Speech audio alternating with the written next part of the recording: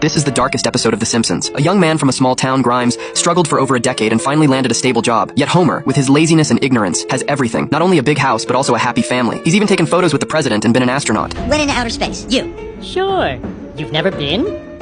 Would you like to see my Grammy Award? No! The man in this photo is named Grimes. Abandoned by his parents at age 4, he started working delivery jobs as a child just to survive. At 18, he was severely injured in an explosion. During his recovery, he learned perseverance. After healing, he used his spare time to study diligently, and at 35, finally earned his degree in nuclear physics. Grimes's inspirational story moved Burns to tears. He had his secretary track down Grimes to make him the company's executive vice president. Yes, sir. The next day, Grimes was brought to the office. But then, Burns was touched by a loyal hound and ordered his secretary to find that dog to be the executive vice president instead. He completely forgot about yesterday's events and casually assigned Grimes to an ordinary position. Perhaps due to life's hardships, Grimes is more serious and meticulous than most people, the complete opposite of Homer's carefree attitude. The only thing he takes pride in is his bachelor's degree, but to his dismay, Lenny and Carl both have master's degrees, while Homer doesn't need any degree at all. He just has to show up for work. I didn't even know what a nuclear power plant was. However, Grimes isn't good at interpersonal communication. When Homer, trying to be friendly to the newcomer, tips him off that you can safely nap as long as you turn your back to the camera, Grimes angrily responds that he's here to work. But slacking off is Homer's daily routine at work. While Grimes works diligently, Homer constantly wanders around. Just then, alarms blare on Homer's control panel. Grimes panics, but Homer remains completely calm.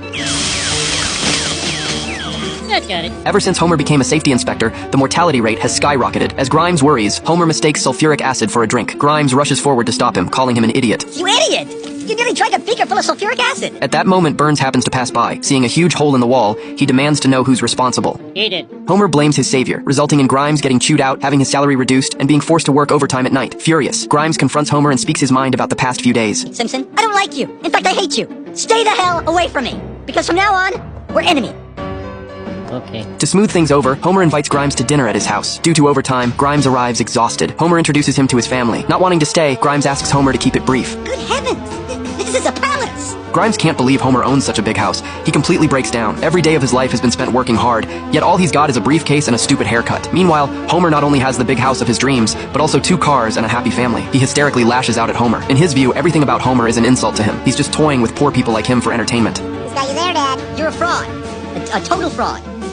What breaks him down even further is when, at a children's design competition, Grimes mocks Homer for competing with a bunch of kids. Lenny and Carl tell him to shut up. Homer simply recreates the nuclear power plant to scale and wins Burns' admiration, taking first prize. What? Way to go, Homer! You're number 1, Homer! Everyone rises to applaud Homer. This is the last straw for Grimes. No matter how he tries to explain, no one responds. Mentally broken, he starts imitating everything Homer does. I'm peeing on the seat! Give me a raise!